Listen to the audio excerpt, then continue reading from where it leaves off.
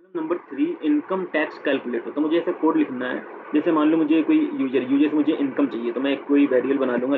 मान लो मैंने नम नाम का कोई वेरिएबल बनाया। यहाँ मैं क्या करूँगा, मैं यूजर से इनपुट इंटर करवाऊँगा। तो यहाँ पे क्या होगा, कोई जो यूजर होगा वो अपना इनकम इनपुट करेगा। तो मान लेते हैं कोई यूजर, उसका 10 लाख हो सकता है, मतलब ईयरली इनकम, किसी का 8 लाख हो सकता है, किसी का 5 लाख हो सकता है। तो अकॉर्डिंग टू द इनकम हमें क्या करना है, ये टैक्स डिफाइन करना है। यहाँ पे टैक्स डिफाइन करने का तरीका लिखा हुआ है कि अगर वो लेस देन 5 लाख है तो उसका टैक्स 0% है, मतलब उसका टैक्स 0 हो जाएगा।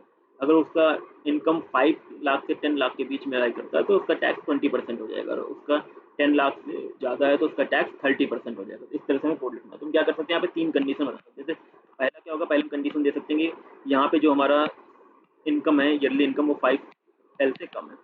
तो इसमें क्या कंडीशन होगा, फिर हम एक बना सकते हैं एल्स इफ करके, जहाँ पे उसका जो इनकम है वो 5L से ज़्यादा है एंड 10L से कम है। तो यहाँ पे एक कंडीशन लगा सकते हैं। फिर लास्ट कंडीशन लगा सकते हैं जहाँ पे उसका जो हो वो 10 लाख से ज़्यादा हो। तो एल्स में सारे कंडीशन आ जाएंगे जो 10 लाख से ज़्यादा हो जाएंगे। तो यहाँ पे हम कंडीशन लगा सकते हैं। तो अगर 5 लाख से कम है तो यहाँ पे तो जाहिर सी बात है, यहाँ पे टैक्स कितना हो जाएगा, टैक्स 0 हो जाएगा। लेकिन अगर 5 लाख से 10 लाख के बीच में लाइक करता है तो क्या होगा, वहाँ पे जो टैक्स होगा 20% होगा। तो वहाँ पे हम क्या करेंगे, इनकम जो उसने इंटर किया होगा, जैसे नम किया होगा, तो नम का क्या कर लेंगे, हम 20% निकाल लेंगे। तो नम इंटू 20 डिवाइड बाई 100, ये इसका क्या हो जाएगा, टैक्स हो जाएगा। इसी तरह से एल्स पार्ट में क्या करेंगे, नम इंटू 30 डिवाइड बाई 100, ये क्या हो जाएगा, इसका टैक्स हो जाएगा। इस तरह से हम लोग इसके टैक्स को डिफाइन करेंगे और प्रिंट कराएंगे। तो बोर्ड में देखते हैं।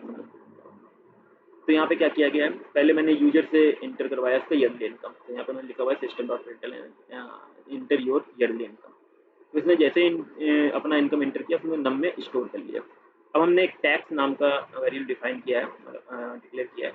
तो इसके बाद हमने क्या किया, एक कंडीशन लगाया जहाँ पे नम की वैल्यू 5 लाख से कम है, मतलब उसकी ईयरली इनकम कितनी है, कम है 5 लाख से।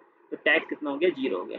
एलसिफ करके फिर अगर उसकी जो ईयरली इनकम 5 लाख से ज़्यादा और 10 लाख से कम है, तो उसके बीच में अगर लाई करता है तो क्या हो जाएगा, उसका जो टैक्स होगा उसमें हम क्या कर देंगे, 20% निकालेंगे। तो 0.20 कर दिया। अब ये चूंकि हमने यहाँ पे इंटीजर लिया, तो ये पूरा जब भी हमको इंटीजर से डिवाइड करते हैं, वो मल्टीप्लाई करते हैं, वो क्या हो जाता है, वो डबल होता है। तो हमें इसको फिर से इंटीजर में कन्वर्ट करना पड़ेगा, क्योंकि हमने यहाँ पे जो टैक्स है वो किस में कन्वर्ट किया, इंटीजर में। तो यहाँ पे हमने क्या कर दिया, इसको इंटीजर में टाइप कास्टिंग कर दिया।